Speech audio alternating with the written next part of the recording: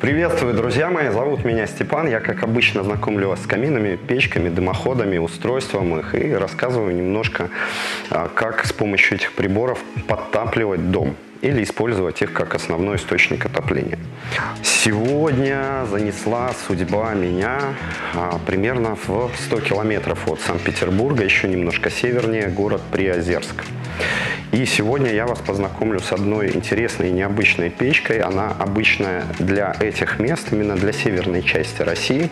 Здесь принято строить печи не только из кирпича, не только устанавливать чугунные буржуйки, но в качестве такого полноценного отопительного прибора использовать теплонакопительный камень, который добывается здесь же, в России, в Республике Карелия. Но сегодня я буду рассказывать про эти печи не один, потому что есть люди очень-очень шибко опытные в этих краях, которые тоже занимаются печками и каминами. Ребят, я вас сам представлю. Вот, это звезды бесконечные Ютуба, в том числе Саша Горбунов и Дима Корнеев.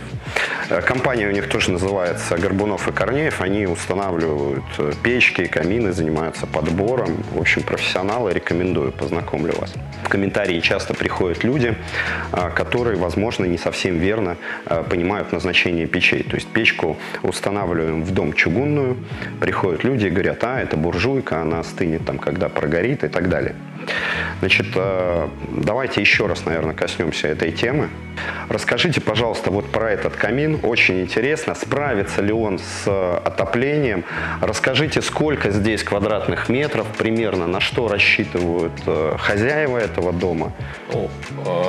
Всем, конечно, привет, хотел бы с вами поздороваться. Что касается вот данного строения, это каркас. И в каркасах, конечно, лучше вообще, когда есть отопительный прибор, не приезжать и не резко набирать температуры в промерзшем доме. Это не очень хорошо вообще для любого дерева. Поэтому здесь установлены конвекторы, да, и они всегда работают на минимальных температурах. А какую температуру поддерживают в доме конвектора эти? 5 градусов. То есть дом не промерзает, потому что когда приезжаешь в промерзший дом, стены сами по себе холодные, они долго будут напитывать тепло.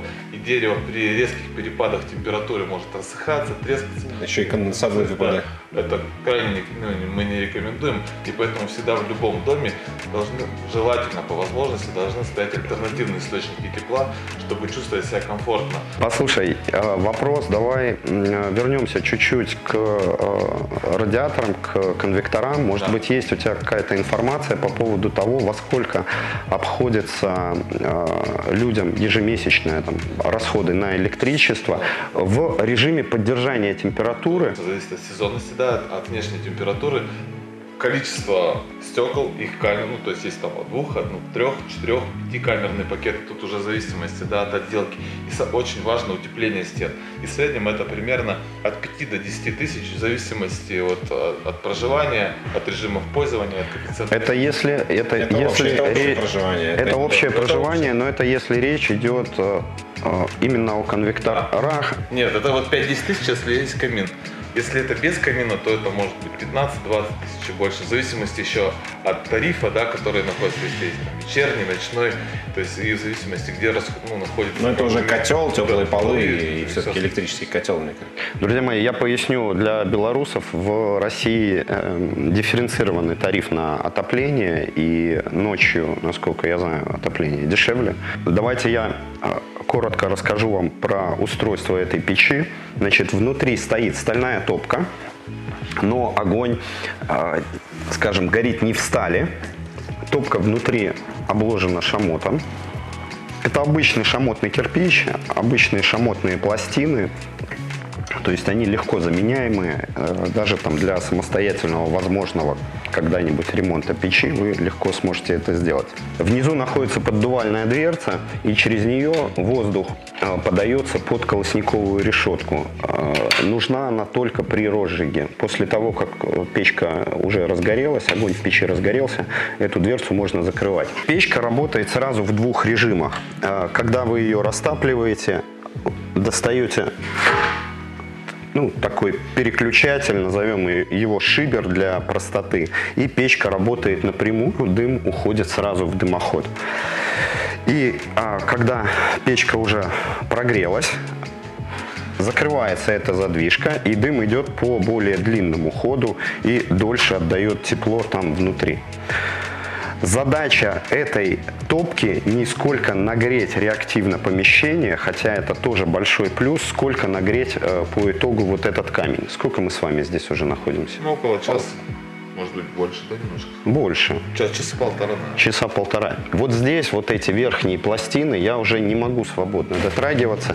Здесь сейчас температура, извините, я не брал с собой сегодня ни пирометр, ни тепловизор, но я думаю, что градусов 80-90 здесь точно есть. И если эта вся масса 800 килограмм действительно нагреется свыше 100 градусов, то действительно остывать она легко сможет до утра. Особенность многих печей из талькохлорида в том, что они являются просто теплонакопителями, но они не поднимают быстро температуру. Особенность конкретно вот этой печи в том, что она еще и очень мощный конвектор.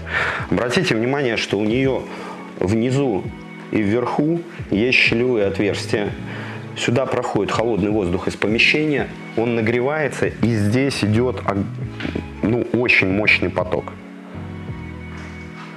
То есть, когда вы приезжаете, как только вы ее растопили, печка начинает обогревать помещение уже где-то минут через 20.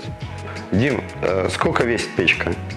Ну, в сборе она весит 850 килограмм. Вы под нее делали какой-то фундамент? Здесь фундамент уже был готов, здесь плита, и было сделано основание уже до нас.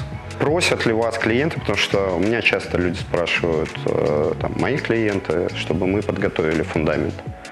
Вы тоже этим занимаетесь? Да, Или... конечно, мы делаем все работы с нулевого цикла до отделки. Я заметил, здесь дымоход, тут стоит шидель-перметр, часто с удовольствием с ним работаю. Здесь труба 130 диаметра. Да, на самом деле у печки родной выход 115, но на рынке шидель представлен с диаметром от 130, и только очень редко где можно найти 115. Вот, поэтому мы немножко его увеличили. Слушай, на мой взгляд, вот увеличение диаметра – это правильная вещь, потому что у топки 115 диаметр, и так как она, я так полагаю, что должна работать в том числе в режиме длительного горения, 115 диаметр, если топить, извините, там мусором или сырыми дровами, он достаточно быстро забивается. Ну, скорее всего, это так, но здесь это сделано не с точки зрения практичности, а с точки зрения неизбежности.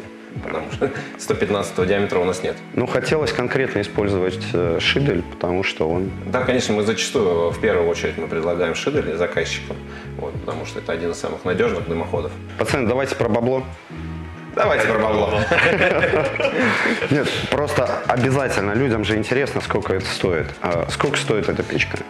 Но данная модель в ценовом диапазоне колеблется от 170 до 200 тысяч рублей в зависимости от выбора футировки. То есть дешевле бывает? На данный момент съемок сейчас у них акция проходит, и она стоит 157 тысяч, но сколько она продлится, неизвестно. Модели там меньше, больше. Есть модели, они колеблются по высоте, то есть они от 1,5 метра, это 1,70 м, 2 метра. Да и под заказ они, в принципе, могут сделать абсолютно любую. Если в белорусских деньгах, это где-то 1500-2000 тысячи долларов.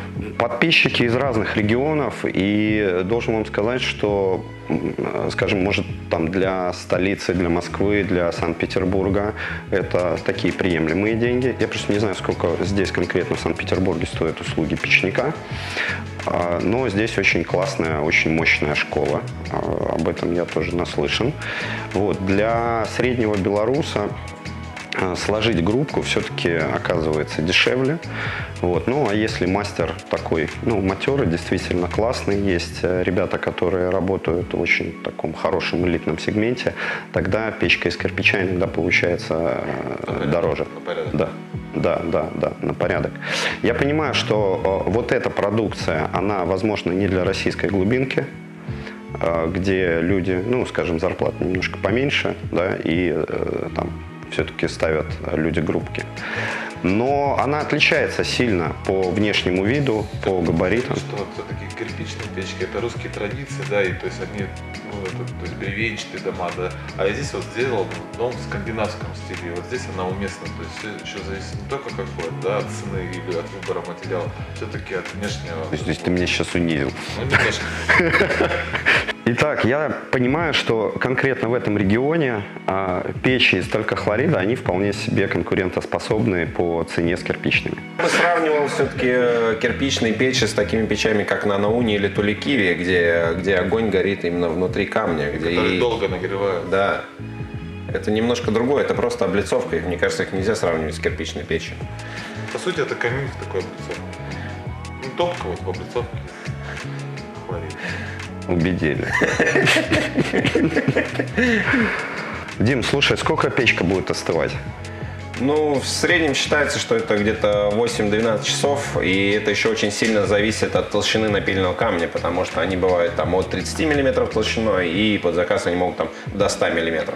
Я так понимаю, что вот в течение 12 там, или 8 часов печка не совсем равномерно отдает тепло. Ну, первые несколько часов она отдает, конечно, интенсивно, и к утру она там будет уже еле тепленькая. Если есть дополнительные источники тепла, про которые мы говорили ранее, то в доме можно чувствовать себя комфортно. Красавчик. Так, немножко, друзья мои, о личных впечатлениях о печке. Мне очень нравится это компактное решение. Она очень теплая, очень приятная. Возле нее можно там посидеть, не знаю, спиной прислониться. Ну, не знаю, вот сюда бы, конечно... Сюда, тут уже горячо. Тут можно прикипеть. Пару слов расскажу про дверцу. Действительно, коптится она не очень сильно. Здесь стоит финская дверь, Писла, да.